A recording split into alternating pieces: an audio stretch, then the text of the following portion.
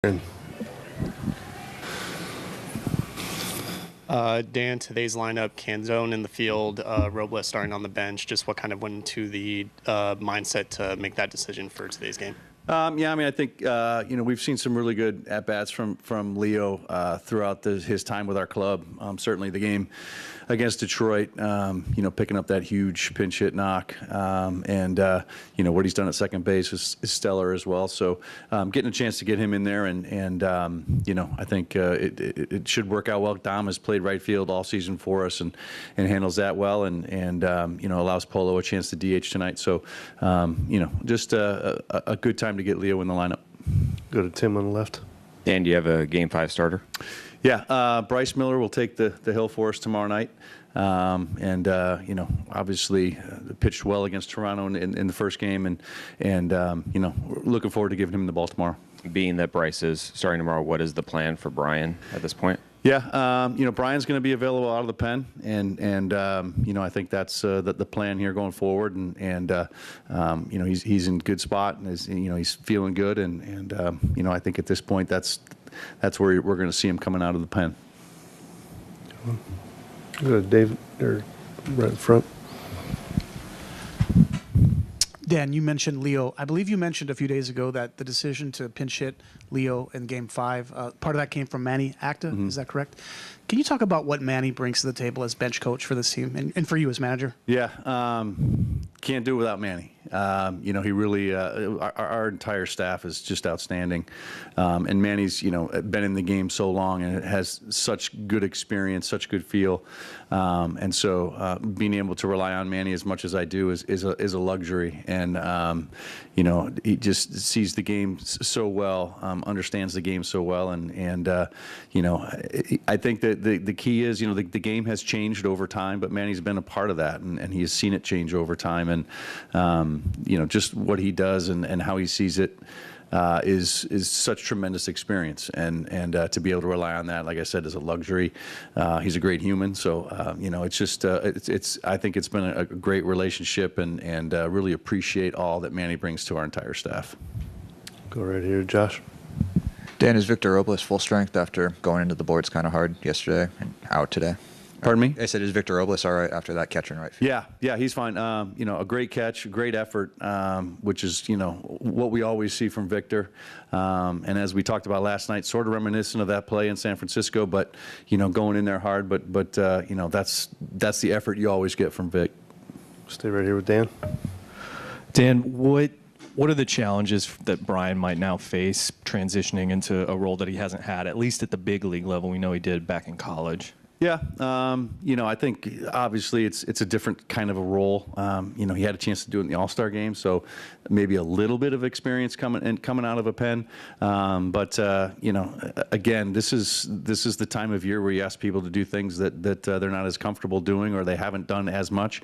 But he's got a wealth of people that will help him. The Rock, Logan Gilbert did it recently. They can help. So I think he'll be in good shape. And again, I think he's excited to get back out there. We'll go back to Tim on the left. One more on Brian. How much of the fact that he wasn't built up and he was probably going to be on a limited pitch count factored into using him out of the pen versus having him start? Yeah, obviously something we considered and talked about, and getting him in a game, will also allow us to, just kind of see how he is and where he's at, and that's important too. So, we kind of have to wait and see how these games develop and what happens. But again, we're excited to find a spot for him and get him out there. Anything else for Dan? We'll go back to Taryn in the front. Dan, the offense has really been successful against Toronto's bullpen so far this series. Even last night, the score was what it was, but had those 2 home runs late in the game. Just what have you seen from Toronto's relievers in the series that you feel like has allowed the lineup to have success against them? I think it's more what our offense is able to do. And, we've talked about what our guys do, what they do well. They put up good at bats, throughout, and last night was no exception. They play hard for 9 innings, even in a one-sided game, and some really good at bats late. So, I think again, what we do as a club offensively is really tells the story, and good at bats, grind them out at bats, and getting base runners on base, creating a little pressure on the defense, and being able to drive the ball in the gaps. Sometimes it goes out of the ballpark, and we were able to do that last night. We'll stay in front with Jessamine. Last night, in talking to a young player, Harry Ford, I asked him who was the leader after a game like that. Who did he depend on? He said Josh Naylor immediately was the one that rallied the troops, if you will. Is there someone that you depend on, or do you let them handle it themselves? I mean, like I've said, there is a group in there, and it's a group of leaders, and different guys do different things at different times. Nails, since coming over, has been a leader for sure. But there's also other guys in there that have led, and they do such a great job. But it's a great culture in there. I believe Polo said that they trust each other, they rely on each other, and that's the way that this group is. And I think it's a group that has bounced back and has been resilient throughout the course of the year, and I think that's a big reason why. And again, that's why I just keep saying it's a very special group, and what they have in that clubhouse is very special. Go on the back left, David. Hey, Dan, one more question on Wu. What's the challenge in getting him ready if you need to use him, as opposed to a reliever who you can get hot in a hurry? Yeah, I mean, you have to kind of give him a little bit more time. We talked about this a little bit with some of our starters before Game 5 of the ALDS, knowing that we might have a chance to use Logan Gilbert and Castillo, which we did.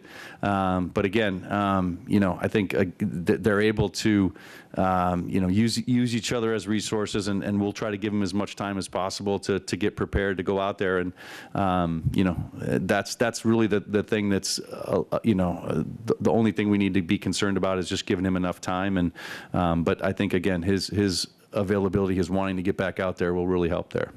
Go on the far left, Kate. With Leo Rivas, he said that his job in the box is to be a pest, put a lot of pitches on a starter, work along at bat. Is the hope that not only he can do that from that bottom part of the lineup, but also that his approach might be a little contagious for the rest of the lineup? Yeah, I mean, again, Leo's at-bats have been, so solid this year, and has drawn a lot of walks, has found his way on base. I think that's a big part of it. His ability to grind out pitchers down at the bottom of the order is helpful. That's, I think, he identifies exactly with what he needs to do down there at the bottom of the order, and, looking forward to getting that in there tonight with him. Go on the far right, Rick. Danny, what kind of resource is Mitch Garver tonight facing Max Scherzer as they were together a few years ago? Yeah, Garva's been really, he's just been tremendous all season long in terms of that. A lot of experience, obviously, having been to the World Series before, and just helping all along. But as I've said, he and Cal work so well together, and they talk about hitters a lot. And tonight, he gets to talk about a pitcher and what he saw from him. So all that, they definitely will take all that in, and our hitters will have, a good idea of what to expect. But Garv has been, that's what you hope for from your veterans, and he's been great about it, and continues to do that throughout this playoff time too. Anything else for Dan? All right, Dan, thanks for coming in. Yep, thanks.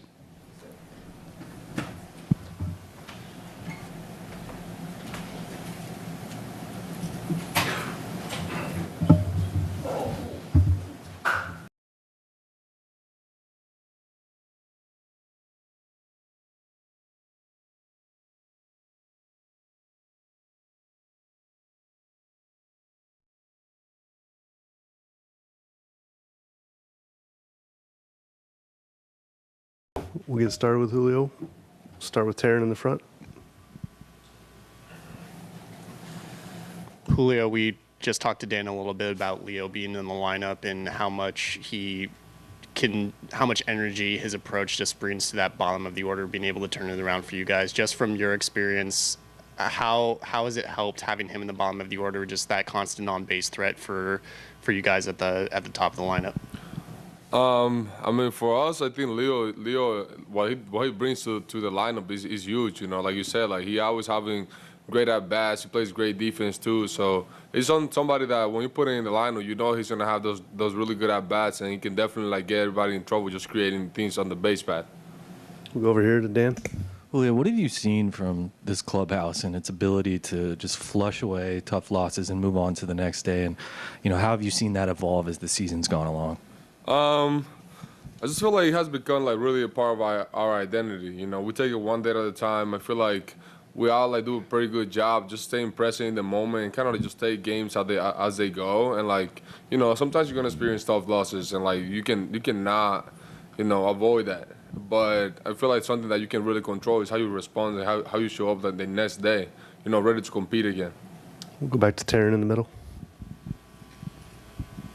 On that note of kind of the mentality of like flushing away tough losses, was there a moment in this season that you guys kind of adopted that or fully committed that, or was that just kind of a combination of experiences from the past couple of years that this core group of players went through? I just feel like, you know, as this season kind of kept going forward, I feel like, you know, that kind of kept growing and growing, because it was, even though like we knew we had a really good team, like we experienced like some tough batches, and I just feel like those were the times where like, you know, we were really able to solidify that. Calling Rick on the right. Julio, I know you're going to hit a home run in the bottom of the first inning again, but what do you learn from the dugout to the on-deck circle? What do you watch when Randy's up there and Cal's up there to do what you've done the last few days? Honestly, like I like seeing, you know, the way that they're pitching, but at the same time I have my own approach. You know, I always try to like, you know, get something when it's my turn to hit, like just to see something over the middle of the plate and try to put a good swing to it. We'll go to Tyler on the right. Julio, you had such a great second half. What did the decision to take a few days at the All-Star break rather than go to the game kind of reset? How did that help you in the second half when you look back at where you were in July? I would say just taking the time for myself to actually dive deep in myself and like just to address the things I thought could have done better, like to just kind of organize my head a little bit better, and you know put myself in a better spot to compete and like kind of bring the best self out of me. Go to Jessamine in front. We just heard from Dan Wilson about the leadership in the clubhouse. You know, Harry Ford said that Josh Naylor had some words last night. Being a part of that group, it sounded like Dan thought that you guys all come together. It could be a different person every day. What does that mean to you? And do you find a time when you are that person to be the leader? I'll say yeah. I feel like I found myself in like those situations too. But I just feel like it's not just me. I just feel like it can come from anybody, honestly. I feel like everybody knows the goal, like why we're here, like why we're doing what we're doing, like why we're playing hard every single day, like why we need to flush out games. I feel like everybody knows that. So I feel like it's like a collective effort. I feel like everybody can pull the lead a little bit. Go in the middle back, David. A fun question here. Has Josh Naylor given you any stolen base tips? By watching him, yeah, there's a lot of tips by watching him. Like he's always like looking for opportunity out there on the field, and that's something that he definitely brings to the game. And I just feel like by watching him, I definitely like copy a little bit of him. Go to Jordan in the back left. Julio, what's been your experience working not just with Edgar Martinez, but Kevin Seitzer and Bobby Magianis, and how have you seen the team kind of work with them throughout the course of the season? I feel like working with all of them, they're all like really good at something different. You know, like I feel like Bobby is really good at like the swing side of things. Seitz and Edgar are really good at the approach and the experience, and like, you know, like. And that dynamic that they have, it's like really works for us, because like I feel like we all like learn to trust them and like what they do. And I feel like that's something really good when you have like that connection with your hitting coaches like that, because you know, like they put a lot of effort to help us out, to watch our swings, to like kind of dive into our mentality as hitters. And it's something that is, I think is really good for the team, the whole dynamic that they got. Come over on the right, Adam. Just building off that with Edgar in particular, just how has your relationship with him grown over the last year in particular? I feel like so much, like he's so much more around now, and like, we have been able to establish a really good relationship. Just talking about life, baseball, like his experience, like with this team, and like throughout his career, and I think he just has so much to offer to like young players like me and to everybody in the clubhouse. Just like for like how much experience and how much, he have done in this game. Go to Tyler in the middle. Julio, you committed to this franchise for a bunch of years, very early in your career. What was it about the direction and the vision of the organization that you found appealing? I would say because I saw that we have the possibility of being moments like this. Playing for the teams that we're playing right now, like trying to get to the World Series, like playing really meaningful games in the postseason. I just feel like I saw it back then. And that was something that, I could tell the fans were really into it, that they loved the game. I could tell, like, where everything was going. I just feel like for situations like this was the reason why I decided to commit, like, pretty much my career of playing for the Seattle Mariners. We'll stand in front here, David. Julio, I'm going to ask this both in English and Spanish, if you could answer in both. It kind of similar to Tyler's question. This team has had a lot of legends over the years, but they've never been to a World Series. You committed long-term to the team, and you're 2 wins away from taking the team where it's never been. What would that mean to you personally to do that? Este equipo ha tenido muchas leyendas, pero obviamente nunca ha llegado a una serie mundial. Tú te comprometiste con este equipo a largo plazo. ¿Qué significaría para ti llevar a este equipo a donde nunca ha estado? En verdad significaría mucho porque como ustedes todos saben, yo firmé una intención aquí y en verdad esto era lo que yo veía para este equipo. Yo veía el hambre, veía la dedicación, veía el empeño de todo el mundo, de verdad. Y por jugar juegos como este y por poder hacerlo juntos, de la manera que lo estaban haciendo, de verdad que eso fue lo que me motivó. You want to do it in English too for us, please?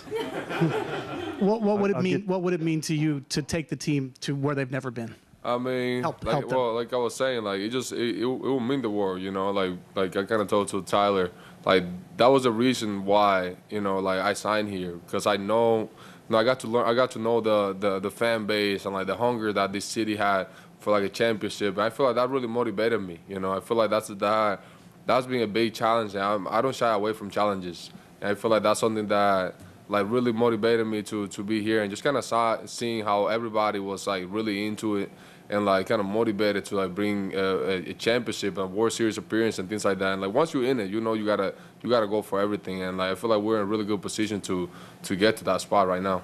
Go on the back left, Aaron. Hey, Julio. Hey, you're back in the playoffs for the first time since your rookie year. You're just 21 years old then. You're still a really young man. You're still hitting home runs. You're still playing great defense. You're still stealing bases. Like, you're still doing the things the same way in a lot of ways. But how do you feel you have changed the most, whether it be emotionally, whether it be physically, how you approach the game? How have you changed the most since the last time you were in October? I feel like everything. Is different now. I feel like just being more mature, like kind of knowing what to expect a little bit more, like knowing myself a little bit more in these situations. I feel like in everything, I feel like I'm a little stronger now too.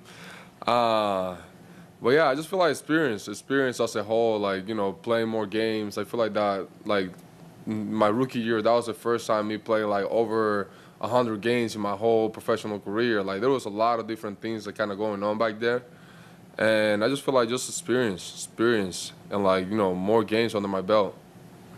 Go on the back left, Jordan. Julio, you played more right field than center field early in your professional career. At what point did you take the possibility of being an everyday center fielder seriously, and who do you really credit to help you make that possible?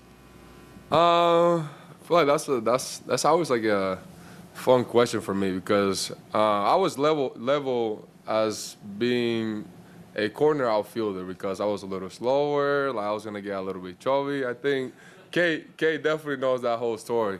That was the whole narrative that people had with me. But I always felt like I had the possibility to play center field. I feel like I always thought I was a little bit faster of like what the people thought, that I was a little bit better at fielding than what the people thought of me. And I just feel like I always kind of took that as I want to put myself in the best position I can to play defense. And I want to let the team make the decision of put me in right or center or whatever. But I wanted to be capable. I always be capable of playing center field. And I remember when I went to the Olympics in 2021, our center field got hurt, and I was the second best option on it. And I remember feeling really comfortable being out there. And when I got back to AA, I told Colin Cowgill was my manager. And I told him, like, look, man, like, I want to make it to the big leagues. And I want to create as many like possibilities for me to be in the big league roster. And I want you to test me in center field too. And I remember when he saw me out there, it's like, man, why would we never thought about this sooner? You know? And, you know, I remember going into that off season too. I started training really hard with my training to kind of get better at my first steps, my routes, and like things like that. And when I got to spring training in 2022, I think there was a lot of people surprised, and you know that's kind of how I got to be able to play center field. Come back here on your right, Dan. Julio, building off what you were telling David, how much have you appreciated the expectations of what you guys can potentially accomplish, and maybe some of the pressure that comes with it for, you know, what this organization hasn't really seen before? I just feel like all that is just fuel. You know, like it's something that we're walking to a very rare territory, but like that's just exciting. I feel like, you know, there is always pressure like when you're doing great things. I just feel like it's just things that come with it, and like you gotta learn how to manage it, how to like, you know, acknowledge it too, because like, you cannot say like there is not pressure right now, that there is not like, you know, the expectations in the big moments, like to be able to deliver a win. You cannot just say that, you know, playing where we are, like knowing the history of the team.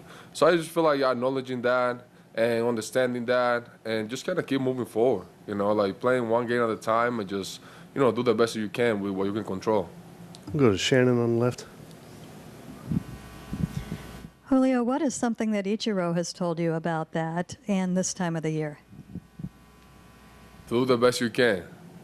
I feel like that's something that Ichiro will always say, just to do the best you can, control what you can control, and like, you know, there is always room to get better. There is always room to get better, but, you know, to be in the moment and control what you can control. Stay on the left, Kate. You also said that Ichiro said the lesson of Ichiro was kind of just because it hasn't been done before doesn't mean it can't be done, and you've taken that. You have studied for this moment too, though, right? You've not just looked within baseball, but you've looked at LeBron, and you've looked at Michael Jordan, you've looked at KD. You've been studying for this. How has that helped prepare you for this moment? I would say a lot, because all of those, you know, players that you mentioned, and I feel like in baseball too, everybody has been in this spot. You know, at least like guys that have been playing these meaningful games and like kind of playing for championships and all that. I just feel like we all like kind of experience the same thing. Even though if it's basketball, you can say hockey, you can say track and field, whatever. Like I feel like we all experience like, you know, these things, and like the way that we approach it at the end of the day is the same. Jasmine, do you have one? No? All right, anything else for Julio? All right, Julio, thanks for coming in. We'll get you some more Gatorade next time. You owe Check me, underneath. Check underneath. Hey. We ain't got nothing. I see.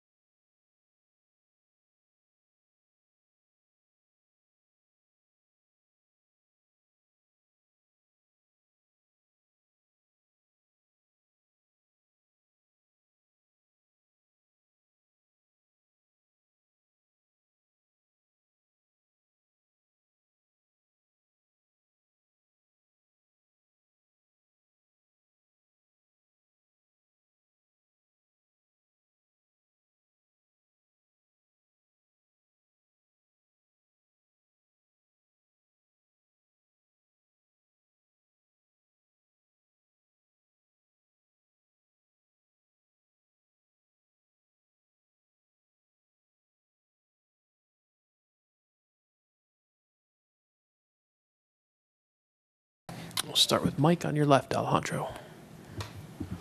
Yeah, Alejandro, with Tony being scratched tonight, moves you into the cleanup spot.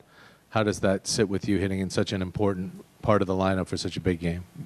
Ahora que Tony no va a estar en el line-up, entonces te mueves tú al ser el cuarto bate. ¿Cómo te sientes eso? ¿Cómo tú crees que puedes manejar eso?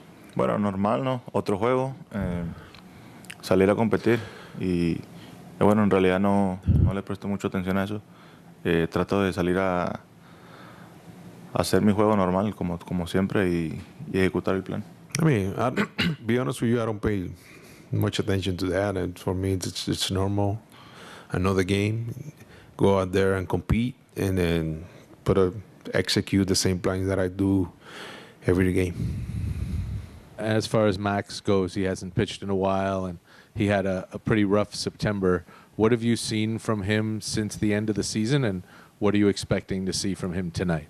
¿Qué has visto de Max? Tú sabes que pues, no terminó de la forma, ¿verdad?, que él quería en septiembre, no ha pichado en bastante tiempo. Desde que se acabó la temporada, ¿qué has visto de él y qué tú entiendes que va a ser, cómo va a estar él para hoy? Bueno, yo veo el mismo Max de siempre, el mismo que quiere salir a competir, a ganar. Y bueno, eso es lo más importante, ¿no? Salir a competir y a ganar, y con esa mentalidad yo creo que va a servir. I've seen the same Max that I see every day. I mean, the guy that wants to go out there and to win the game, to compete, that mentality, the winning mentality, I've seen that every day on him, so that's what we expect for him. Go to the next row, Shai. Alejandro, from watching Max as an opponent when he's all intense and all the stuff that comes with Max versus actually working with him, how would you compare the two experiences? ¿Cómo compara las dos experiencias al ver a Max cuando era oponente tuyo, ¿verdad? Su manera de competir, y ahora a ser tu compañero de equipo? Bueno, en realidad yo creo que no se le podía ni hablar, ¿no? Cuando lo veía con otros equipos, pero no, al tenerlo aquí en el Clubhouse es algo muy importante, tener esa experiencia en estos momentos y la persona que es totalmente diferente. It's like two different people. I mean, when he was my opening, you couldn't even talk to him. It was like that. Now that it's in your team, now it's. I mean, of course, the experience that he brings to the team, to the clubhouse, it's unbelievable. But it's a different guy. He's a great guy with us. What did you have to learn about working with him? ¿Qué tuviste que aprender para trabajar con él? Bueno, yo creo que lo que más me costó es que no le gusta que le hablen durante el juego. Yo creo que es una de las cosas que lo que caracteriza a él. Y bueno, aprender, ¿no? Cuándo hablar con él y cuándo no. Well, the most difficult thing is me being a catcher. Max doesn't like for nobody to talk to him during the game. So it's something that you have to go through it. You got to learn, but we'll always find a way. Go up front to David here. I'll do this in English and Spanish. It's a long season, maybe the longest you've ever had, and obviously a catcher, everything that goes into game prep, everything that goes into studying the opposing pitchers as a hitter. How are you holding up mentally and physically? Es una temporada larga, obviamente quizás la más larga que has tenido. Como catcher, preparas a los lanzadores y también estudias a los pitchers contrarios para batear. ¿Cómo te encuentras a nivel físico y mental a esta altura del año? Bueno, yo creo que no es nada fácil, ¿no? Hay mucha información, hay muchos reportes, hay que estudiar muchos bateadores, los pitchers, y bueno, ahorita me siento muy bien. Creo que hemos hecho muy buen trabajo y estamos en una muy buena posición. I mean, it's not easy. I mean, of course, it's a long season. You gotta do a lot. It's a lot of reports. You gotta study the pitchers. It's a whole plan, a lot of information. But I mean, mentally and physically, I'm feeling good right now, and I feel in a good position right now. We'll stay up there in the first row. Alejandro, buenas tardes. ¿Qué significa para ti tener a alguien como Andrés Jiménez en el campo corto, la estabilidad que le da a la defensiva, finalista ahora del Guante de Oro, y bueno, lo que significó para ustedes ese batazo ayer con el que comenzó la remontada y la explosión ofensiva del equipo? What does it mean having Andrés Jiménez at shortstop? I mean, of course, now he's one of the finalists for the Gold Glove, and having that balance right in the middle. on the field. What's that mean to have him as a teammate? Bueno, yo creo que muy importante, ¿no? Su defensiva. Yo creo que es uno de los mejores ahorita en el béisbol. Y yo creo que eso es lo que gana juegos en la postemporada, ¿no? La defensiva. Y bueno, lo que hizo ayer, obviamente, muy importante, ¿no? Pudimos remontar y, bueno, pudimos salir con la victoria. I mean, having Andres means it's huge. It's huge. I think that like I always say, especially in the postseason, that's what win games. Defense, having him one of the best in the league on that, and what he did last night was unbelievable on the offense. It's great to have him on my team. Third row in your far left, guys. Alejandro, this is not known as a hitter's ballpark, at least not traditionally, but you guys have played 4 games here this season. You've had double-digit hits in each of those games and scored quite a few runs. Is there something about this ballpark that just kind of works for your guys' lineup? Como equipo, ¿hay algo en este parque que ustedes le trabaja? Porque obviamente tú sabes que esto no es conocido como un parque de bateadores y todos los últimos juegos que hemos estado aquí pues se han dado más de 10 hits y jonrones también. ¿Algo que tú entiendes que como equipo ustedes pueden producir aquí? Bueno, en realidad no sé qué sea, la verdad. Pero estamos aquí y, bueno, tratar de repetir lo que hemos hecho, salir a ganar el día de hoy y bueno. Be honest with you, I don't know what to tell you, but the only thing is we're just going to go out there today again, try to repeat what we have done on the past games here, and then hopefully it works out again. Good. And Mike in the second row. Alejandro, whether you guys win or lose tonight, tomorrow is going to be a very big game either way. We're assuming that Kevin Gausman is going to start, though it hasn't been announced yet. But watching him this year, seeing him so far in the playoffs, what is it about Kevin that gives you confidence when he's out on the mound? Ganando o perdiendo hoy, como quiera, el juego de mañana es importante para nosotros. Hablando sobre eso, Kevin Gausman se supone que piché por nosotros mañana. Él ha sido grande en los playoffs. ¿Qué tú ves de él? ¿Qué me puedes hablar de Kevin Gausman en los playoffs? Bueno, lo ha hecho por mucho tiempo, ¿no? Lo ha hecho año tras año y bueno, el Kevin Gausman que hemos mirado estos últimos años, yo creo que lo ha hecho excelente. Yo creo que por eso es el número 1 de nosotros ahorita mismo. Y bueno, tenemos toda la confianza en él. I mean, he's been doing that for years already. I mean, that's why he's Kevin Gausman, one of the best. We have all the confidence on him, and that's why he's our ace. And not to get too far ahead of ourselves again, but for the purposes of the writers who are writing ahead, what do you guys need to do differently against Bryce Miller tomorrow? No quiere adelantarse mucho, pero nada más por los escritores. ¿Qué tú entiendes que el equipo debe hacer diferente contra Bryce Miller mañana? Bueno, yo creo que ese primer juego tuvimos un poquito de mala suerte. Yo creo que seguir siendo los mismos, agresivos y bueno, yo creo que eso es lo más importante. I think in that first game we were a little bit of bad luck too, but just be the same. Be attacking the zone, be aggressive. That's who we are, and we'll see what happens. Go to Shy in the third row. Alejandro, how much different did it feel coming to the ballpark today after the win compared to coming in yesterday when you were down 2-0? La diferencia de cómo te sientes tú en venir al parque hoy, ¿verdad? Después de esa gran victoria, ayer, porque obviamente sabíamos que estábamos abajo, heridos. Yo creo que eso nos hace especial como equipo, ¿no? El clubhouse siempre es el mismo. Llegamos aquí al clubhouse, todos estamos en la misma página, conectados, y yo creo que eso es lo que nos ha ayudado todo el año a estar en la posición en que estamos. I think that's what makes us very special as a team, as a clubhouse. Regardless of the situation that we're in, we always connect. We always bring the positive energies, and so for us, regardless of the situation, that's the key to stay connected. And when the bottom of the lineup is as productive as it was yesterday, and it's been the case throughout the season, just how much of a difference does that make for the way that the offense works? La diferencia cuando la parte baja del line-up, como tú ayer, produce, cómo hace esa producción, esa parte baja en el resto de la ofensiva del equipo.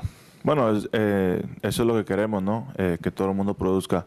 Pero yo creo que también una de las cosas muy importantes es que no sabemos quién va a ser el héroe, ¿verdad? Todo el año hemos tenido diferentes tipos de jugadores, de héroes, y no sé, te puedes esperar lo que sea del 1 al 9. That's what makes us special. We don't know. I mean, we have through the year we have a different hero in our offense every day. We don't know, so that's what create this offense. So it's been so special for us, and like you don't know who's gonna produce on that day. One last one for Alejandro. All right, Alejandro, thanks so much for your time. Appreciate it. Thanks, Hector.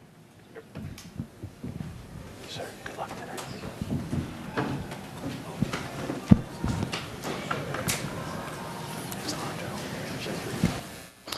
Bryce Miller will be in here at 3 o'clock, and John Schneider will follow at about 3:20.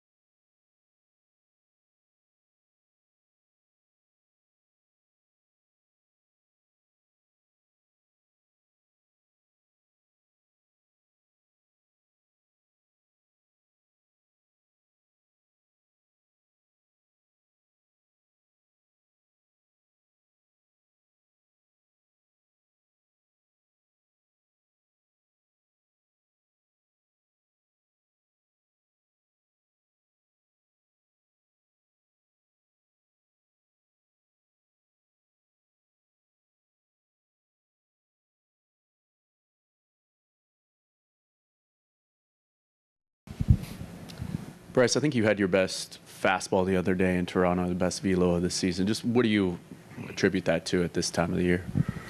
Yeah, I think the last 2 weeks, everything's felt really good. Body, elbow, everything's felt really good the last couple weeks. And then plus, you factor in playoffs. Last 2 games have been on the road, so get a little extra adrenaline. But yeah, it helps a lot when body's feeling good. And so yeah, I'm happy with where the elbow and my body feels right now. Go to Taryn in the front. Bryce, with your start, you had a chance to see just by doing it what was effective against this Blue Jays lineup, and you've also had a couple games now to see what else is effective and what hasn't worked. How can that, just kind of different levels of performances kind of help you for your next start here tomorrow? Yeah, it's a little different, throwing to the same team in 5 days, and the only time I've done that is in the minor leagues with the new minor league schedule. But yeah, I mean, they were swinging it really well against the Yankees, and we slowed them down. And then yesterday they were swinging it really good. So I don't know. I don't want to say too much on game plan or anything, but I just got to study how I threw the other day and what works and what doesn't work, and go out and attack. We'll stay on the left with Dan. Bryce, how did you feel like you were able to get back into your routine after making the last start on short rest and this one obviously on standard? Yeah, I mean, it seems like a normal week for me. We're back to 5 days, so I got a bullpen this week, and everything's feeling good and smooth and healthy. So that's the main thing. And and we're back home, so back on normal schedule. Go in the second row on the left, Mike. Bryce, just over the course of your career, you've had great numbers here at T-Mobile, and I'm just curious, what is the difference for you being here in terms of what the kind of park it is, but also the vibe, or just what do you think has all gone into your success at T-Mobile specifically? Yeah, I don't know. We've tried to, as a staff, try to pinpoint, why the last couple of years we've thrown a lot better at home, and we haven't really figured anything out specifically. I mean, obviously it's a good pitcher's park, and the fans are great and are behind us the whole time. And I think it all plays a factor into it. You're sleeping in your bed, and you wake up, everything's, you got your routine, it's all comfortable, so that helps. But yeah, it's anytime you're pitching and they're cheering for you compared to cheering against you, it helps. And it helps pitching in a pitcher-friendly park as well. So it just kind of adds to the confidence and being able to go out there and get ahead and attack whenever you know that everything's on your side, in your favor. Go to Taryn in the front. I know you obviously said you didn't want to give too much of the game plan, but Detroit, that was a more patient lineup, one capable of just extending at bats. This one, much more aggressive. What's kind of the differences or kind of the keys for you while pitching to a lineup like the Tigers compared to this one? Yeah, I think the main thing, just teams in general, whenever you're throwing to a very aggressive lineup compared to one that's not so aggressive, like you have to really make your pitches. You still want to get ahead. That's what we preach and what we try to do no matter what. Like, you want to get ahead and win your 0-0s and your 1-1s. But you got to be a little more careful, in the early count pitches. You don't want to, just be like, if it's a guy that I know is not going to swing for the most part 0-0, then it's a little easier to, throw it down the middle. And whereas if they're looking to do damage on the first pitch, then you got to, pitch to the edges early and still get ahead. But yeah, you just got to make it a point to make better pitches in those early counts, and get to the edges and not just give up the middle part of the plate early. Go on the right, Andrew. Bryce, obviously wouldn't have liked to have the injuries earlier in the season, I imagine, but yourself, Logan, with George, all you guys getting healthy, it kind of seems like at the right time. Is there any credence, do you think, to the idea of this pitching staff, as good as it's been all year, it's now kind of peaking at the right time, even with Brian only being available out of the bullpen here? Yeah, for sure. I mean, really, yeah, like you said, it took all year for us to get all five in the rotation and feeling good. And yeah, I'm glad that Woo's back and feeling good. And hopefully, we get him in the game and see what he can do. He basically, held it down, him and Louis, for us three the majority of the year. And so yeah, now it's kind of been our turn to pick him up and hold it down while he's been gone. So, but yeah, I mean, with how well last year went for all five of us, it's good to have all of us, feeling good, healthy, and at the end of the year in the postseason. Go to Tim in the middle. Bryce, with Dan saying that Brian's going to throw out of the pen, he was so good all season about getting deep into games. As a teammate and a fellow pitcher, in a short stint of 1 or 2 innings, what do you think will stand out about him or his stuff pitching in a smaller sample versus over 6 innings or so? Yeah, I mean, I don't think he's going to try to do anything more, knowing that he has a lower pitch count. He's been, over the last few years, he's been really good, even, when he's been lower 90s, and he's been really good at upper 90s. And he's able to, just with the uniqueness of his delivery and of his fastball, just, tear through lineups, even when he's not feeling good. And, I mean, you see he threw 1 inning in the All-Star game and was, 97, 98, and was untouchable. So, but no, he's going to go out there and do what he does and attack and get ahead. And I don't know what his pitch count is or how many innings that they'll limit him to, but I'm sure that it's going to look like normal Woo. Go to the back left. Yeah, Bryce, just curious your excitement level to pitch on a stage this big at home, and just kind of what you anticipate the atmosphere being like tomorrow. Yeah, it's going to be, I mean, all postseason it's been electric, and I've been watching from the dugout. I haven't got to pitch here yet, so yeah, I'm ready to go. I'm excited, and it'll be a lot of fun to see what it feels like on the mound.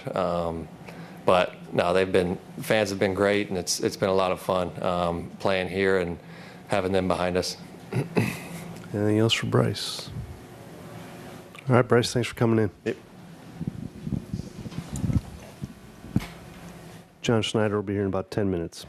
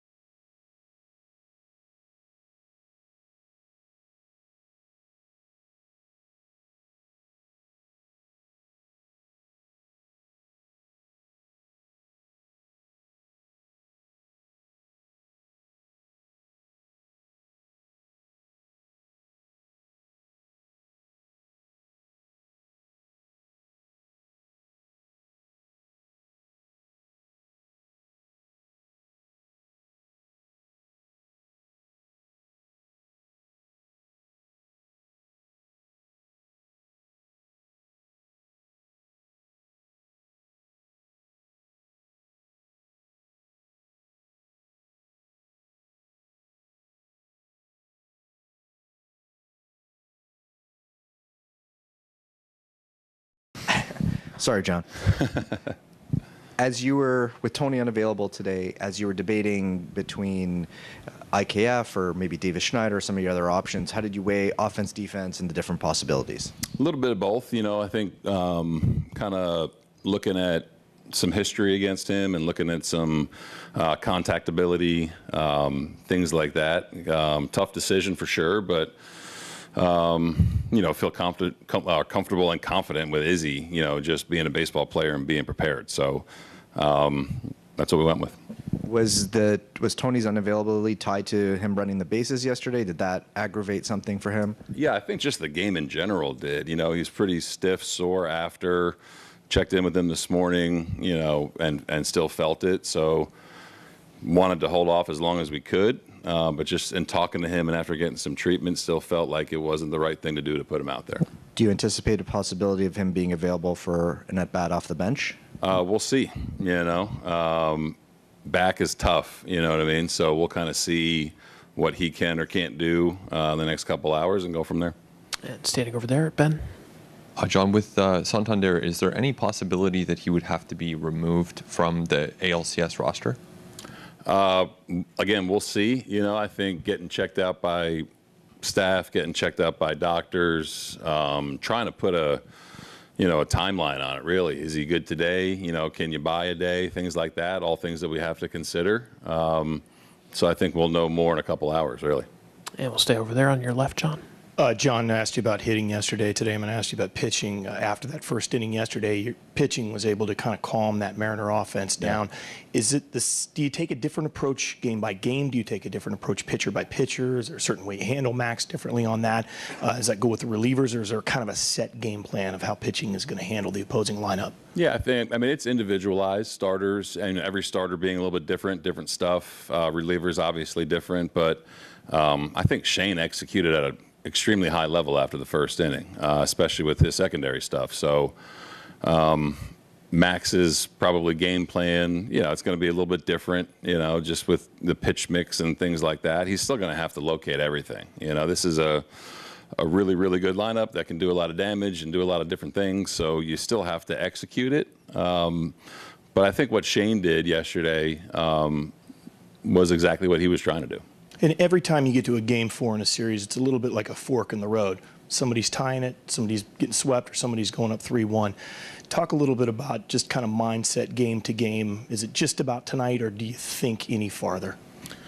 You try not to, I think if anyone's thinking a little bit farther, it's probably me. It's not the guys, you know what I mean? They're so good at just focusing on today. And that's what we did yesterday. That's what you have to do really every day throughout the season, and especially when you're in this kind of series. So that's where our mind is right now, really. You can't worry about things that have happened. You don't, rest your game today on what happened last night or the first 2 games. You got to attack Luis Castillo the best you can, and you got to keep their lineup in check the best you can. And it's just kind of rinse and repeat and do it again the next day. And David, third row on your left, John. Hey, John, speaking of thinking farther, do you have an update on Bo's progress? Nothing crazy. Still, he was running in the outfield today, not back on the bases yet, but definitely feels good hitting, swinging. So we're kind of taking it day by day with how the running part of it, and trying to build up every single day. Go to Mike in the second row. Nice move. That was good. Yeah. Given that the Mariners have jumped on you in the first inning now a couple of games in a row, and given Max's struggles in the first inning, what are you going to be keeping your eye on there, and how long or short might the leash be on Max? I think what I'll be looking at, when me and Pete, you're looking at execution. I think any pitcher, I know Max's first innings have been, highlighted. I think any pitcher, you look at execution. And if that's good, you kind of keep moving on down the road, So in terms of how long, I don't know. We'll see. You know what I mean? I'll say that about every one of our starters, or any one of our relievers, really. But I think you're looking for him to come out and execute at a really high rate from the jump. And I think if he does that, I think he'll be good, you know. And when we were talking about, you know, him starting, you know, I think him starting gives him the best chance to be prepared to go execute, having a normal routine, a normal warm-up, all that kind of stuff. I think this is his 500th career start, I think I read somewhere, so he's got a pretty good idea of what he's doing. So it really comes down to where he's putting his pitches. And I guess for an official announcement, is it Gausman tomorrow? Yeah, Gausman tomorrow. And given that it's either going to be 2-2 or 3-1, either way, it's a huge game. It's his turn, but what is it about Gausman that makes him the guy for that? That's why you line him up in game one. You know what I mean? I think you like his composure. You like the way he's throwing the ball. You like his, you know, you like his stuff. You like his heartbeat in big situations. There's a lot to like about Kevin Gausman. You know, he's pitched in huge games for us. He's been arguably one of our, if not our best pitchers, you know, throughout the year in the second half. But I think he's just a guy that if you need a big outing from, he's shown that he can rise to the occasion. Go to the back left corner, back to Shy. John, further on Max, given that it's been 3.5 weeks since his last start and it's only been inter-team stuff that he's faced, how does that complicate your assessment of how he's executing and how much runway he gets during an outing? It really doesn't, you know. I think that, again, if we weren't comfortable with him being normal, he wouldn't have been on the roster. I've said it before, he's probably the most transparent, honest player I've ever been around, good, bad, or indifferent. So I think knowing how he's feeling physically gives you some confidence in that part of it too, and probably feeling a little bit better than he had, you know, a month ago. So if it were probably a younger pitcher with a little bit less experience, maybe I think, you know, you look into that a little bit. I think that Max lives for these moments, you know. He tries to get himself excited for bullpens, you know what I mean? He tries to get himself excited for inter-squad games. I think that will kind of take care of itself tonight. And I think physically he's in a really good spot.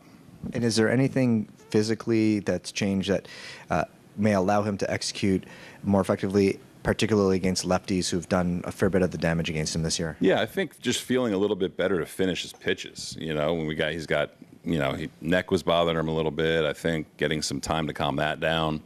And then watching him throw, you know, and getting feedback from him and saying, okay, what are you feeling differently, and hearing him articulate it. So, again, everyone understands splits, numbers, all that kind of stuff. If he's putting the ball where he wants, he's going to be all right.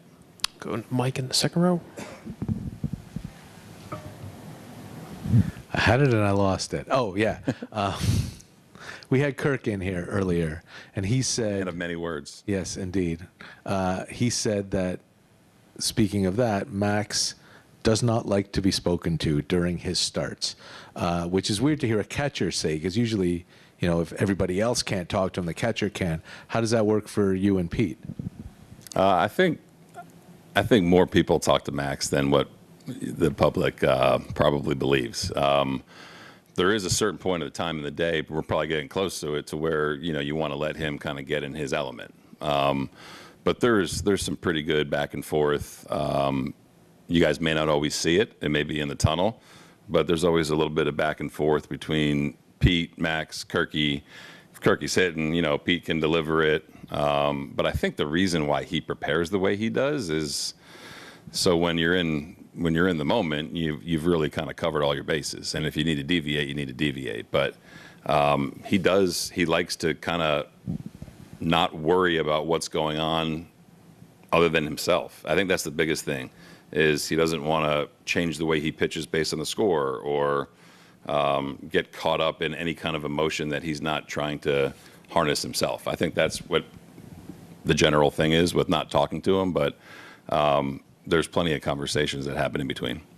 And with the way you used the bullpen yesterday after Shane gave you 6, no Bassett, no Lauer, and none of the high leverage guys, does that set you up well for both today and tomorrow, given Yeah. No off day? I think so, yeah. We got everyone available today, obviously. You got guys that can go multiple innings that are available, and you got high leverage guys that you can use today and tomorrow with an off day coming after that. So, yeah, I think Shane's outing, not only was it really good, but put us in a position that is good for us today. Do a couple last ones. David, third row on your left. Hey, John, with the Max start today and all that surrounds it, have you been able to zoom out a little bit and maybe allow the baseball fan inside you to appreciate that? Yeah, I've been looking forward to, a postseason Max start since we signed him, I know he has too, through ups and downs of this year and injuries and good outings and bad. This is literally why he's playing still. It's not to pitch in April, May, June, July. It's to pitch in the postseason. There's one thing on his mind at this point in his career. So, yeah, I mean, as a baseball fan, sure. I'll enjoy it when he comes into the dugout and does his thing. But from pitch one, you kind of go into manager mode. Anything else for John? All right, John. Thanks so much. Thanks, guys. We'll see you later. That concludes today's pregame. Thank you, sir.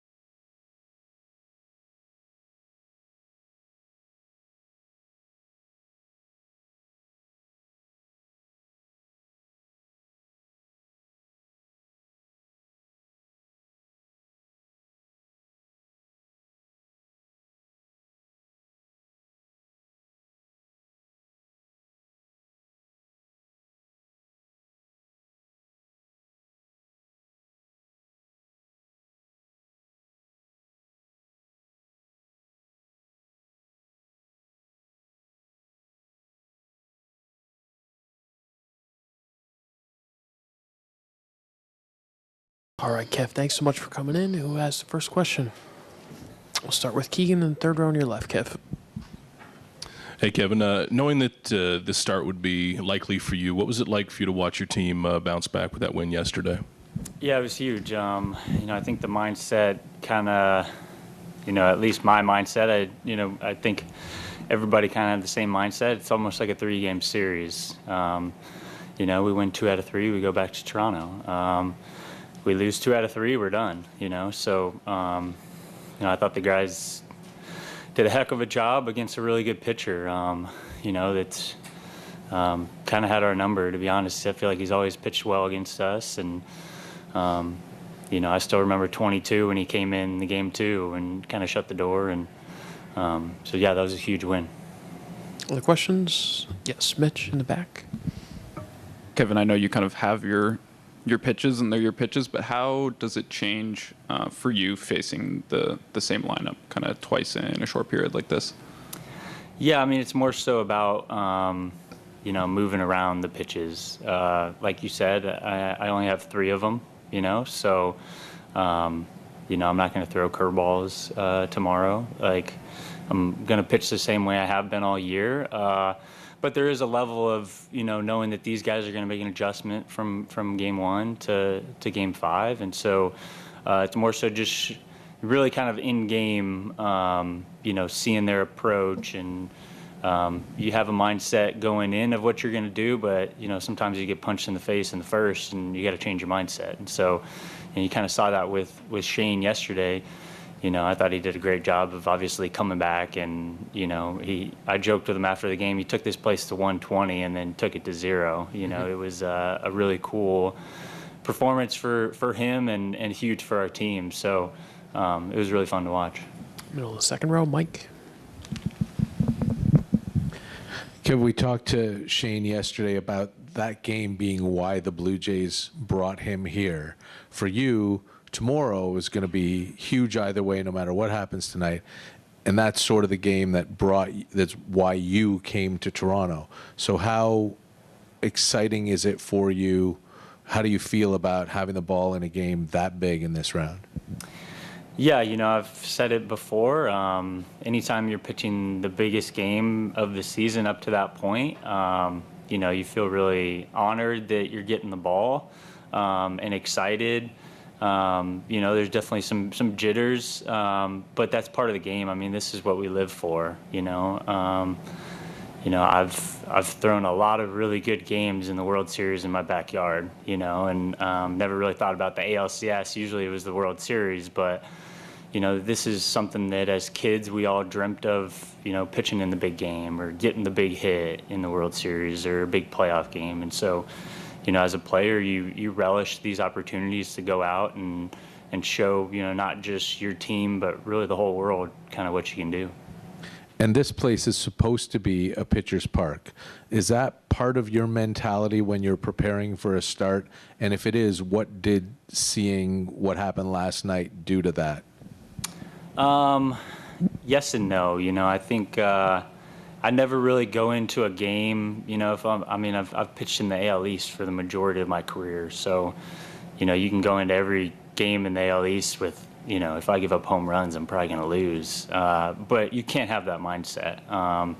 Yeah, sometimes this place plays pretty big, but, I've played here plenty of times where the ball is, carrying out. So I think the cold weather is, honestly, before the game yesterday, I didn't think there was going to be much offense. And, you saw we hit 5 homers. So, whatever you think, playoff baseball is usually going to prove you wrong. So you try not to think about those things too much and just make pitches and live pitch to pitch. Other questions for Kevin? David? Hey, Kevin, there was a photo on social media yesterday of you meeting Ichiro and bowing to him. I'm just wondering, is that the first time you've ever met him, and what was that experience like? Yeah, I mean, that was a pretty cool moment for me, honestly. I was lucky enough that when I came into the big leagues, there was a lot of, I would consider them goats, Ichiro, A-Rod, Jeter, and they were all in the American League, So as a young pitcher, it was really fun to face those guys. I got lucky and I struck Ichiro out one time, so he's in my book, and I'll be able to say that forever. But it was really cool getting to meet him. I had talked to Caleb Joseph about him, who was here, and got to know him really well.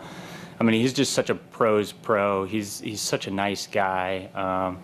To do what he's done, not only in Japan but here in the States, and still be that.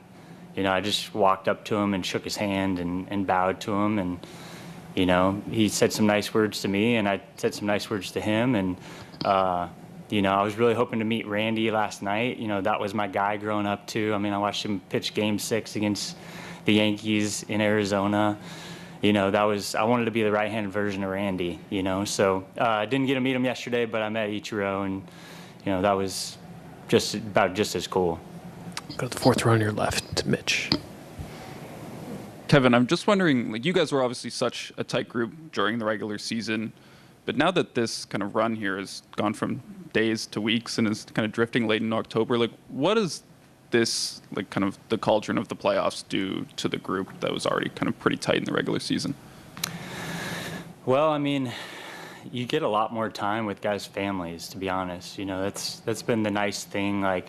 We have a big breakfast room at the hotel, and I mean, whether you go in there at 3 o'clock in the afternoon or 8 in the morning, there's going to be kids in there running around, and they don't know any better. This is the life that they've been thrown into, and so it's really fun to just kind of see those kids and their excitement. I think it takes it back to kind of what's most important. We're trying to win a World Series, but these are guys' families, and they've been grinding for 9 months just like we have. So it's cool to share those moments with them, and I think it only makes this group even closer. We have a lot of kids on the team, and so everybody can kind of relate on where they're at in that stage of life and parenting, and there's a lot of talking about the time change and things like that. So I think it's made us even closer, to be honest.